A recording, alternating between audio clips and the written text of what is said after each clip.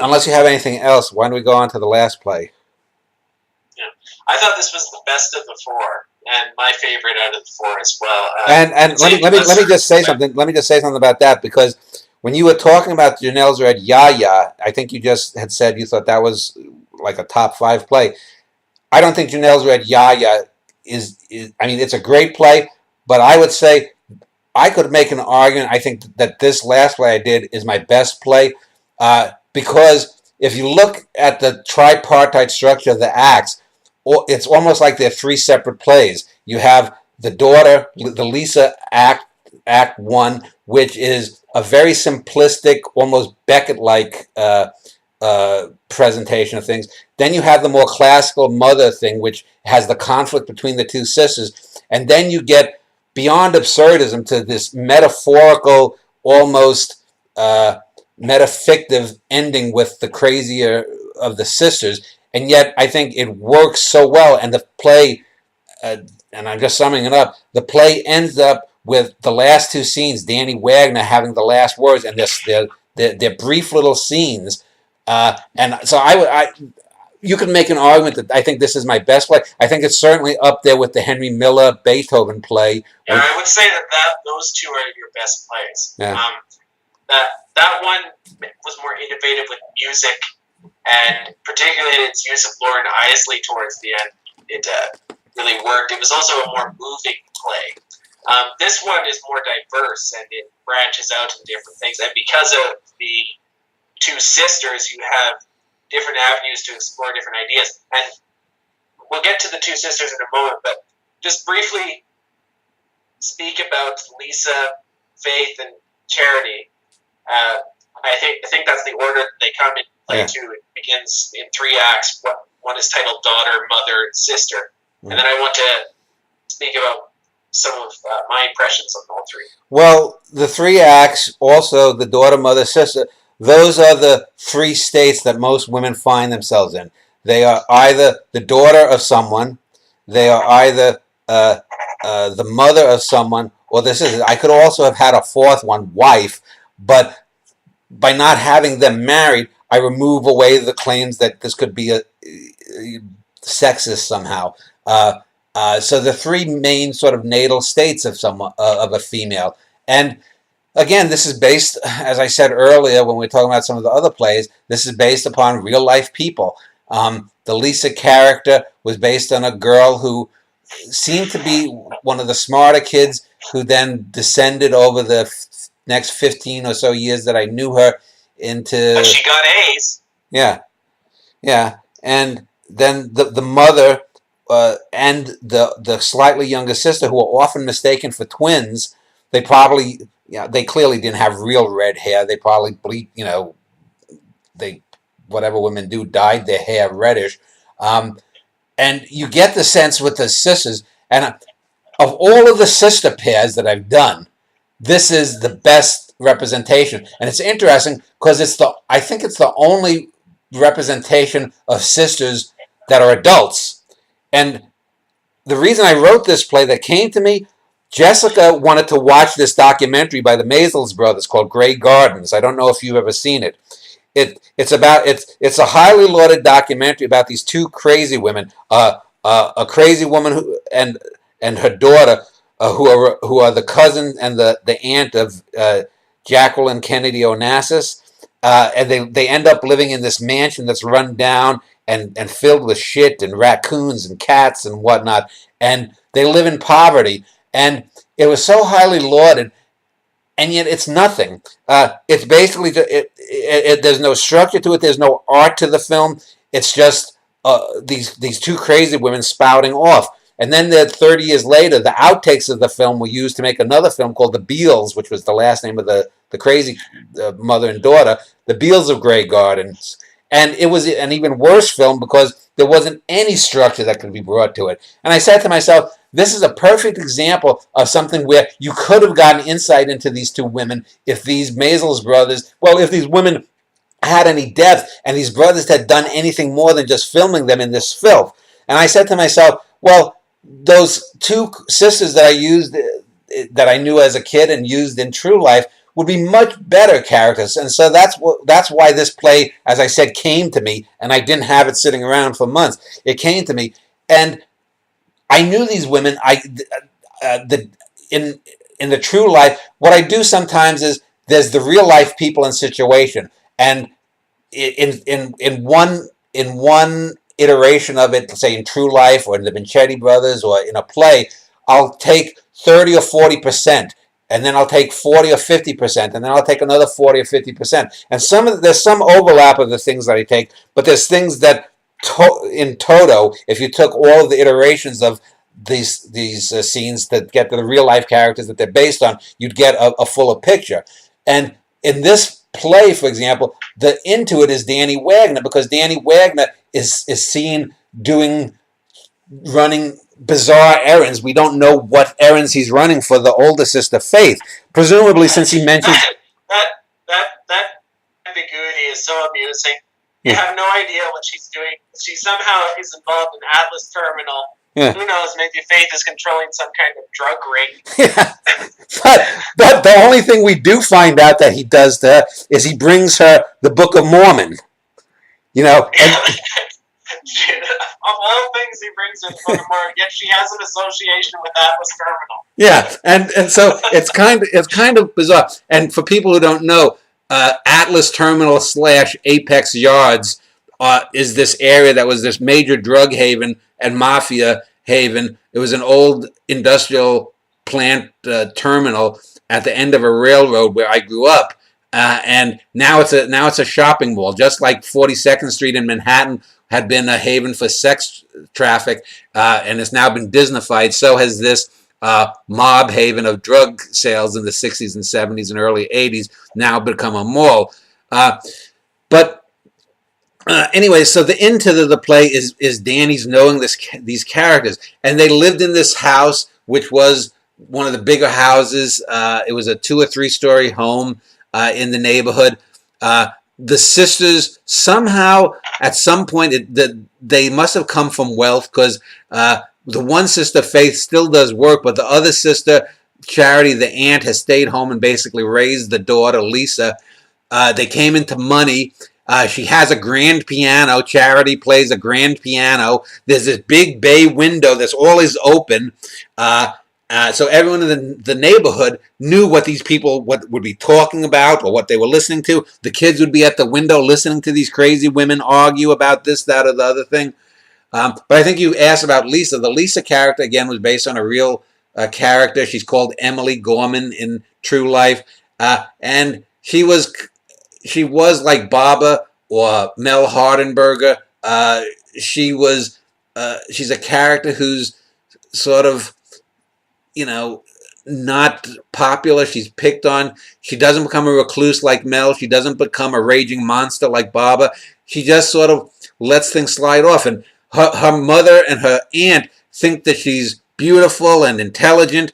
And we see that she has occasional insights here or there, but they seem to go away. They don't resonate more. She's called a fat ass. She's called a fat cow. One thing I want to mention about Lisa is she sings quite a bit in this film. Yeah. It would be an interesting staging device to see whether the girl that they cast for Lisa, or the adult actors, would probably have to be a girl, but whether that girl can sing or can't sing, and what effect that would have on the play. Because these two sisters constantly laud, no matter what happens, this gift of Lisa. And yet, from what we do see, Lisa is a fairly unremarkable child. The element, though, that if she does have some sort of talent, would add another hinge into this play, but you could go either way with it in your direction. Well, I do have in the stage directions, I believe, I say that Lisa can sing, that the actress, whether the actress would have to fake bad singing or just be a bad singer, she can't be a gifted singer. Lisa had no real talent. She had no real great intellect. And these mothers, they live, as I say, in a Little Rascals movie. They make their own clothes, or the Waltons. They're at the time living 40, 45 years in the past. They're the Walton spinsters gone Bergman. I will say, though, that as crazy as they are, I did come to like both Faith and Charity. They're so wacky that they're sort of endearing in a way. Yeah. But Go ahead. Yeah. The other thing too is that, especially with Faith and Charity towards the end, it's sort of like the syndrome of the blind man and the elephant, the old Hindu tale. Yeah. In that you have, in speaking these insights, I mentioned earlier about, I think it's Faith who mentions that Alfred Hitchcock is sort of the dessert as opposed to really great filmmakers, and never a main course. That's spoken as just a small aside. So they have part of the elephant, but they don't have the entire packager. Mm-hmm. Well, that's like most people. They make these statements. Nowadays, you could imagine both of these sisters being online and arguing on blogs and Googling things that they don't really understand. Just a few days ago, I was arguing with this guy who's anti-abortionist, and he was talking. He was challenging me to provide. I said a fetus isn't a human being. Science has shown this for decades. He said, "Show me the scientific papers and whatnot." And I said, "I'm not going to show that to you, you troll." I said, "Number one, I'm not gonna direct you to scientific papers proving that NASA landed on the moon, a rocket, that the theory of evolution is correct, or that the theory of gravity is correct." I said, "Do your own work. Any scientist knows this and whatnot." And so I avoided an argument with this idiot. This is the kind of thing trolls. And I could see, especially the character Faith, being an online troll, because one of the really great things about this play is, I talked about how we get the actual differences in Danny's remembrances of what happened with Janelle in each of the iterations that go further and further with the sex scene. But if you'll notice here, we get, every time that the sisters talk about their past, we get a deeper revelation. We find out that Faith, for example, initially we are led to believe that Mr. Bjorkman, that she was married to Mr. Bjorkman and he left her. Then we find out that she had the child out of wedlock, and even though all of this Christian, posing, that she had, an affair somehow, maybe with a married man.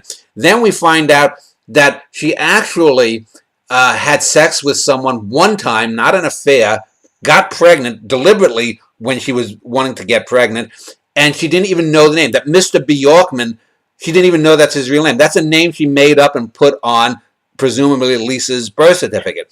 We find out very similarly that the younger sister, Charity, also had an affair or a lover at one point. We're led to believe initially that she's the spinster that had a couple of men that she was attracted to, but never, Mr. So, and they refer to people as Mr. or if they're German hair.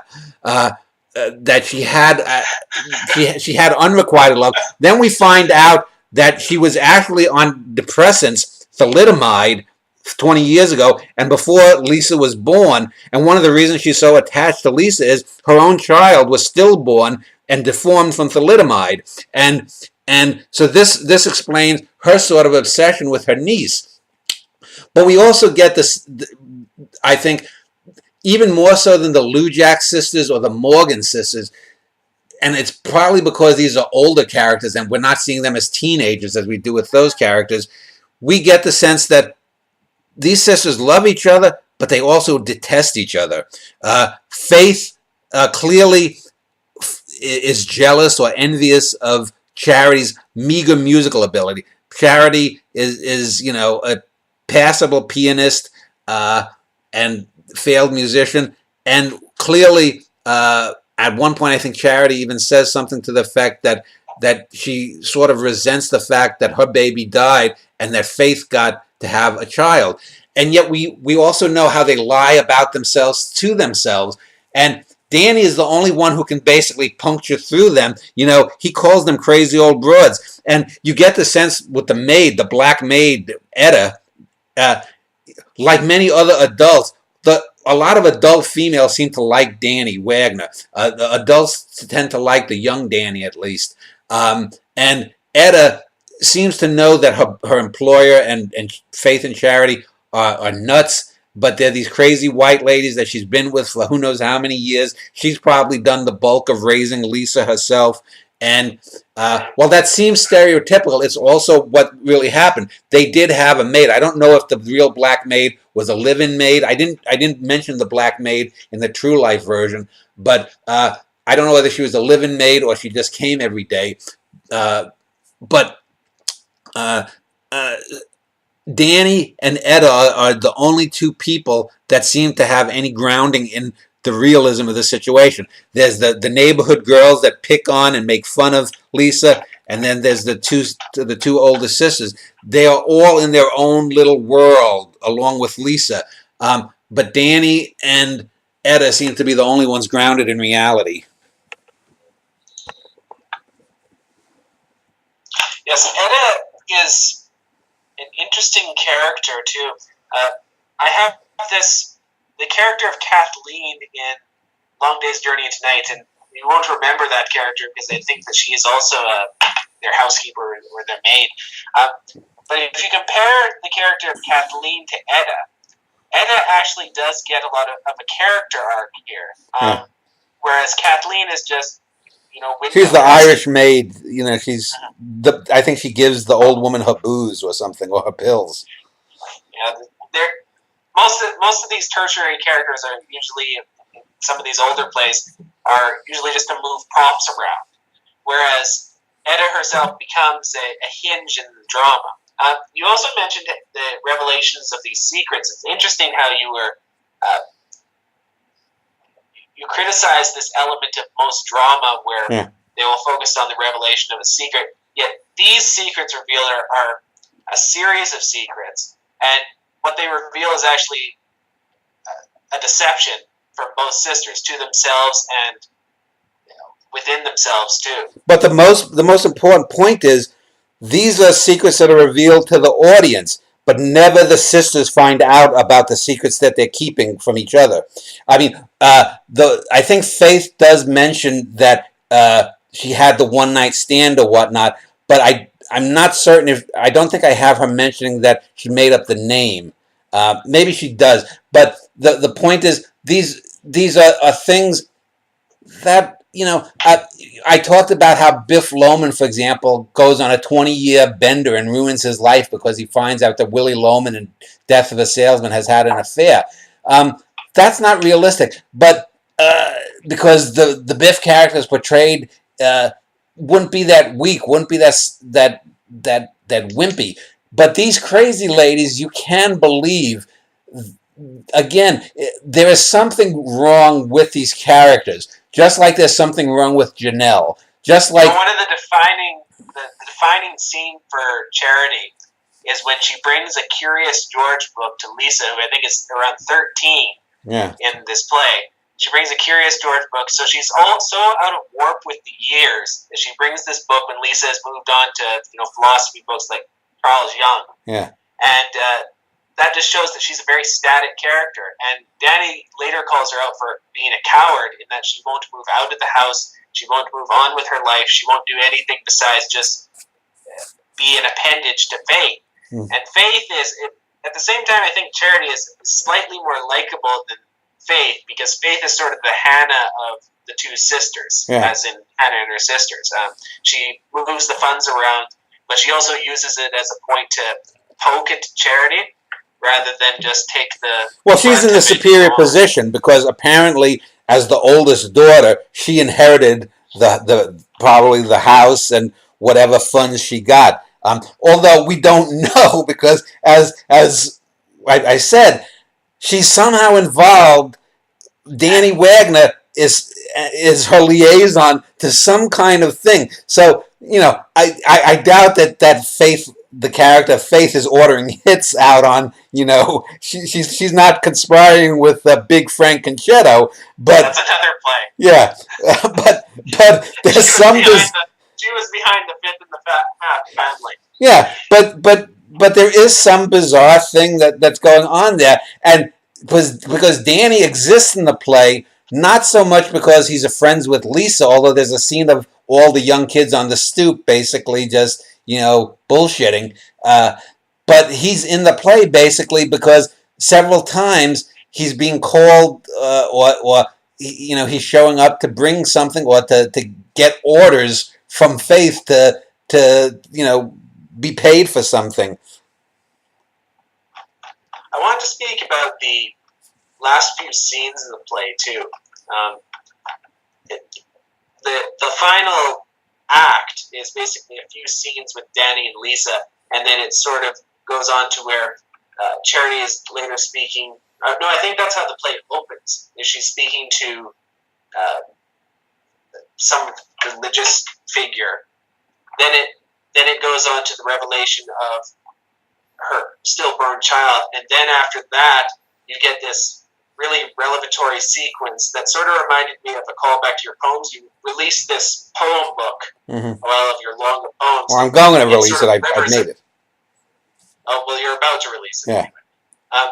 It sort of rivers across the stage, and you have some improvs in there, too, where Faith and Lisa are sort of these whispers in the background while Charity is speaking, and sometimes overlapping, revealing some of her obsessions.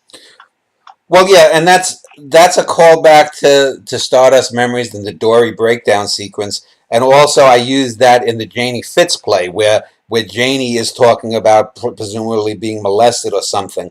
I think this does it in a different way, and that's one of the reasons.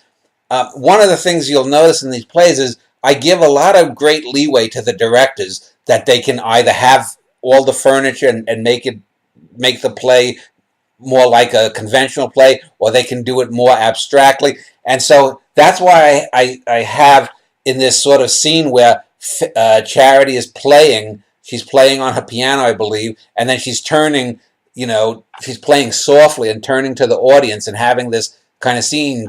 But there isn't the blackouts as in the Janie Fitz. Every time Janie Fitz repeats a line, when she has her sort of Dory breakdown scene, there's a 10-second blackout, and then we get a repeat, 10-second blackout, repeat. Here, we just have her talk, and then there's the jagged, the slashes, and in those slashes, presumably, are where we're going to hear the voices of her sister and her niece saying something. And I say, it can be anything that comes to those actors' mind at the moment as the character. It doesn't matter really what they're saying, because the fact that they're reverberating around in her mind is the important thing. They could be nasty to her in one performance, they could be loving to her in another performance, they could be indifferent. It doesn't matter. They could be saying wacky things, they could be saying cogent things, they could be extrapolating on things that they think what really happened with the characters, or it could be totally bizarre. The point is that Charity is having this interior dialogue with her, a dialogue of self and soul in front of the audience. And as she's playing her piano, playing her music, and the music, 3 or 4 times she's playing this Robert Schumann piano piece, Scenes from a Childhood, which we hear that playing with Lisa early on. And it's interesting because in the first 2 acts, the music is in the background, in a sense. It's more an accompaniment. In the 3rd act, the music is more important because it reveals more about Charity's own interior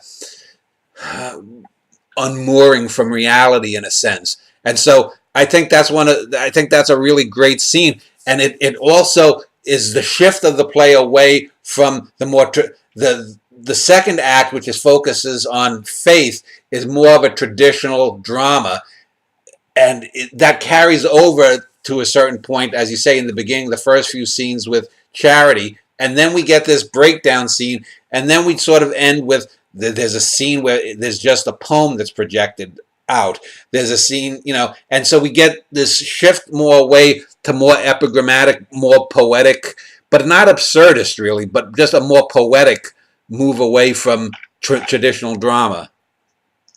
Some of the traditional pieces are used quite well too, such as at the opening of this act, Charity is speaking to someone on the phone, and then you see that Faith has been listening in Yeah. this whole time. I don't think that's ever followed up upon, but Yeah. that may produce some resentment. Well, yeah, and so we get that, and we also have a scene where the kids are listening in to the bay window, and then Lisa leaves the room, and then at the end of that scene, we find out that Lisa has joined her friends, and she's outside listening to just how crazy her mother and her auntie are. Well, not her auntie, but her auntie. She pronounces it auntie, not auntie, not auntie, but auntie, her auntie. And so we have two scenes where Faith and Lisa are eavesdropping. And it's interesting because Charity is the only one that we don't know is eavesdropping. Danny eavesdrops. The kids in the neighborhood eavesdrop. And even we find out Etta eavesdrop. So the only person that we are not sure of is an eavesdropper is Charity, I believe. I don't believe I have any scenes with Charity is seen eavesdropping on. Yeah. So... Yeah. But one of the last scenes too in the act, though, the one that we were just speaking about, that scene does seem to point, like Dory, she may be becoming unwired. So even though she's not an eavesdropper, she may be in the worst mental shape. I wanted to mention a point in Dramatis Personae. You say that you describe them both as intelligent sisters. What distinguishes intelligence exactly for you? Because they may be intelligent in a very superficial sense, but they are they have knowledge but not wisdom. Yeah. But they're emotionally retarded. Yeah. Well, I mean that they know about Herr Beethoven. They know about at one point they're arguing over whether the fact that Schroeder from the Charlie Brown comics or comic strip. That's such a ridiculous aside. You have to describe that. Yeah, well, when they're arguing about whether Charles Schulz is somehow demeaning Beethoven by making the character Schroeder be a Beethoven fan, and they talk about Mr. Schulz. Faith or Charity, though, that makes the point that she thinks that Charles Schulz is on the same level as Beethoven and will be remembered. Maybe, yeah, it's Charity, I think, who believes it. Charity, and this is the thing. Charity seems to be the more open-minded of the sisters. She's willing to move beyond. She questions her own religiosity a little bit. Faith is the hardline conservative. Faith is the imam. She's the jihadist in a sense.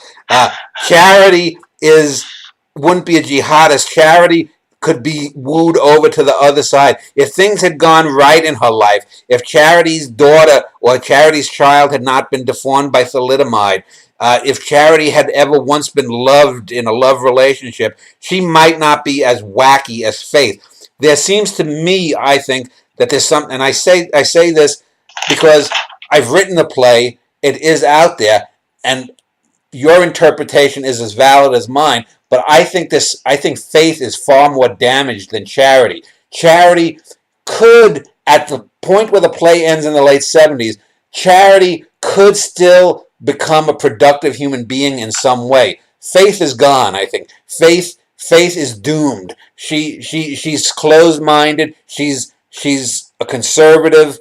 But then again, she's all she's willing to employ. She clearly doesn't like Danny Wagner. Charity is sort of on Danny Wagner. But Faith is willing to bargain with the devil. If Danny is the devil that comes into her life, she's willing to do business with him for whatever bizarre purposes that he can do. He can satisfy whatever she's looking to buy or whatnot. So anyway, it is an odd thing. I've made points before that the I, Claudius is a good example of this, of having a character that is not necessarily as important to history in the background rather than the foreground. Sorry, the reverse of that, in the foreground, and then the historical people are in the background. I recently watched, or rewatched rather, the Oliver Stone film Nixon. Yeah. And that's an example, I think, of the reverse of that done right, where an historic figure is central. But that film, well, I think it has a really great central performance and some great writing, and it also has some overweening symbolism. There's a scene where a character's eyes black out, which is just awful. But your plays, and I think almost everything I've read of yours, including your poems, you really rarely focus on the historical figure. The history is in the background and the characters on the front line. And I can imagine, say, that your Genghis Khan plays would be much the same, where Khan may just be laxing on his throne, whereas the real characters that will emerge will be maybe a serf or so. I don't know. Well, I'll have to see when I get to that. I mean, it's one of those things that I initially wanted to do novels about the Khans, but I'm thinking that because I would want to portray, well, I would have to have the Mongols, for example, speak English, and therefore I would have to have any of their captured people just speaking gibberish because people couldn't understand it. And what I'm thinking it might make better sense as a play, Orson Welles kind of black version or voodoo Macbeth kind of thing, doing sort of that. But that's something that when I get to them, I'm just. It's odd. I never really wrote about myself as Dan Schneider in my poems. Then I did True Life, but the Dan Schneider of True Life is clearly looking down, or is almost an omniscient narrator. And then we get the Manny Cole character. I had the Kevin character in the Kevin trilogy. The Manny Cole character in the New York Quartet is not really me. But Danny Wagner is certainly the closest to Dan Schneider. There are some differences, but he's an interesting character, and in some of these plays, in a play like this, I actually prefer the plays where Danny is a tertiary character. I mean, Faith and Charity are the two co-leads. They're the two co-leads. Lisa is the secondary character, and all the rest of them are tertiary. But as I do say, in the last two scenes, Danny stands alone on the stage, and we get the sense that Danny is the actual rememberer of the play. This is what Danny remembers. Danny is the author of the play. Now, I wanted to ask you a question. If you can pull up the Crude Foyer poem by Stevens, just type in Crude Foyer text, Wallace Stevens or whatnot, and you look at the title there, it turns out to be Here. And that comes at the end of that poem. And I use that also as the last words in the play. It turns out to be Here, but you'll notice there's a different meaning. So I wanted to ask you, just if you want to take a minute here, look at the end of the Stevens poem and then the end of this play, and you'll see just as the ending of Their Visible Dimension. I think it's Their Visible Dimensions, and it's the one with the nurse, the play with the nurse, that has the same ending. Is it the same line? I forget now which. Carbohydrates and amino acids. Oh, okay, yeah, carbohydrates. Yeah. So just as I use the same exact lines, and they're totally different. If you read the Stevens play, the meaning of the ending of the Stevens use of that line is 99% of this play, but my play ends with the exact same words. It's 6 words. It turns out to be Here. I had to count on my fingers there. I really invert what Stevens was going for there, because if you look at Stevens intellectualizes the meaning of it, but in the end, Danny is talking about happiness and emotion, and so within my play, I take the meaning of the play as presented in 99% of the play with the Stevens quote from the Stevens poem, and I just wanted to know if you have any comment on that. Well, yeah, Stevens gives more of a grandiosity to the statement, whereas the ending here, especially because a blackout follows it, it's more of an ironic turn than it is a straight statement like it is with Stevens, where Stevens is commenting on what came before. Yours is sort of a turn away from what came before. That's interesting. I just wanted to hear what you thought of it, but anyway.